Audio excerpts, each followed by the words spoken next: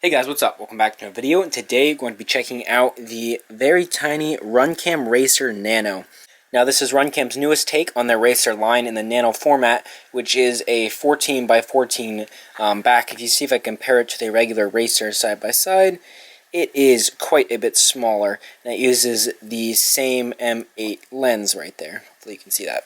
So if you take a look around the back of the Nano, you can see they have removed the camera connector, which I think is probably a good thing. If you're going to be needing a camera this small, you're probably going to want to save that space. You can see they put a little bit of sort of epoxy or hot glue around there to help keep the wires.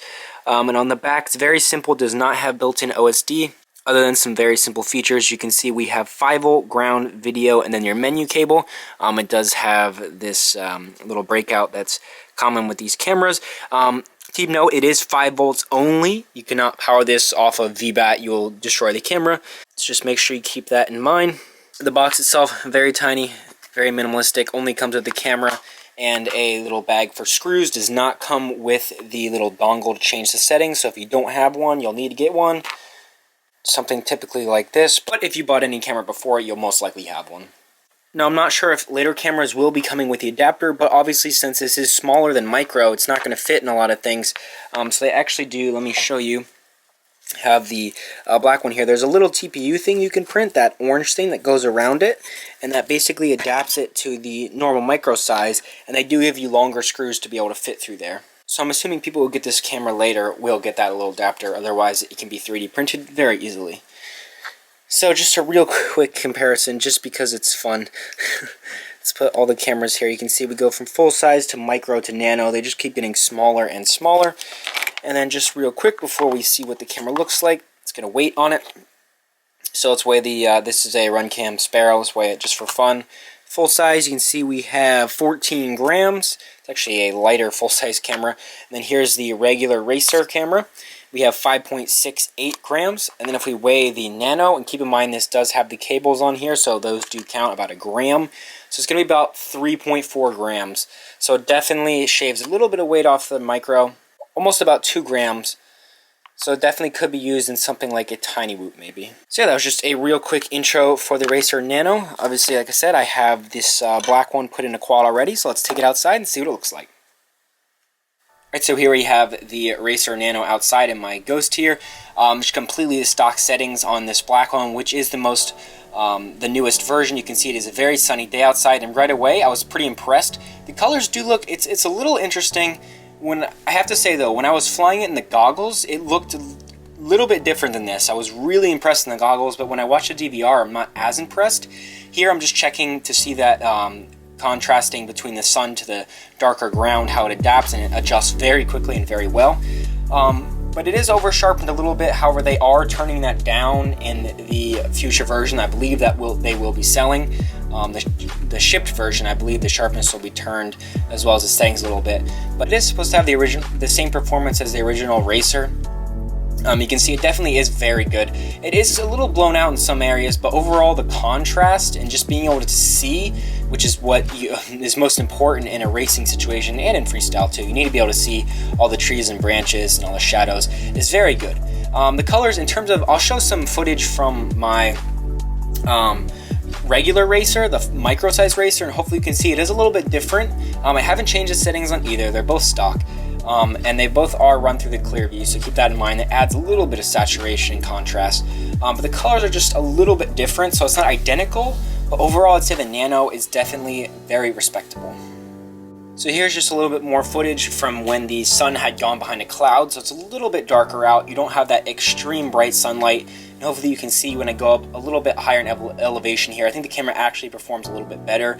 Obviously the lens is very small, the sensor is very small, so when there's so much light it kind of blows out a little bit, but when the sun is gone but it's still very bright out, I think that's its best setting right here, as you can see. So I'll just let the rest of this footage play out and you can get an idea of how it looks.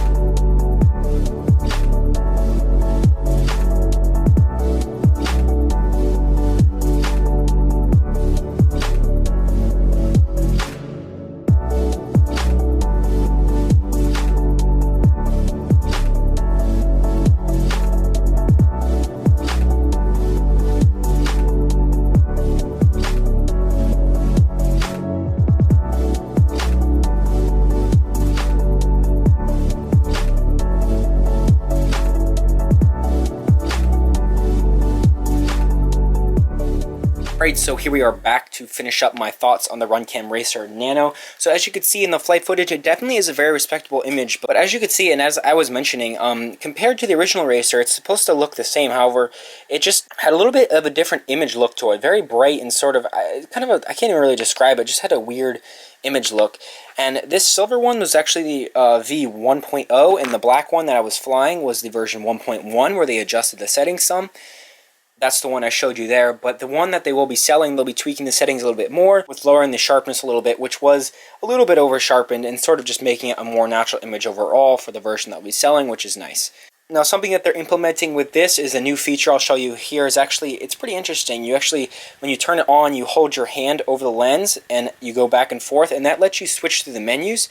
While this doesn't really have an OSD that you can display, in terms of the voltage, you can change the settings from light tracks to outdoors to personal, your different settings that you're pretty much used to, and from NTSC and PAL and 4:3 and 16:9 aspect ratio. And it's pretty cool that you can do that just with your hand. Is it functional? I don't think I would ever use it. Even cameras with camera control, I never hook that up. I just put in a camera, leave the stock settings, and I never change it night or day. And now, obviously, you can tweak settings if it gets dark out, or you're at a race with big lights up, or it's really sunny out. It would be in your benefit to change your settings, and you definitely can get a better image, but I just really don't feel like it. So I just kind of leave it and just keep flying whatever the stock settings are, as long as they're not terrible like some of the older cameras like the HS1177. Alright, so that's pretty much going to bring us to the end of the review here. And now in terms of would I use this and would I recommend it, right now on their website it's sitting at $34.99, so it's a $35 camera. I think the image performance was a little bit worse. Once again, it's hard to describe, but I would prefer the micro-sized Racer. And for 5-inch quads, I don't see the point in this, obviously, because since you're using the adapter and using the regular mounts, at least right now, it's pretty much the same size. Obviously, if you were using a pod, you could adjust it and bring it in to fit directly to it. So you could save some space, but I think for this, you're definitely going to be looking at like the 3-inch and below, where you're actually going to want to use a nano-sized camera. But otherwise, I would stick with the micro definitely all around, whether I'm flying a 10-inch or 3-inch. For right now, I'm going to be using these micros. But it is definitely nice to see them pushing forward with the Nano form factor and doing a very respectable first job at it. So yeah, that's my thoughts on the Racer Nano. There will be a link down in the description below if you're interested. Thanks for watching. Please subscribe, and I'll see you in the next video. Bye.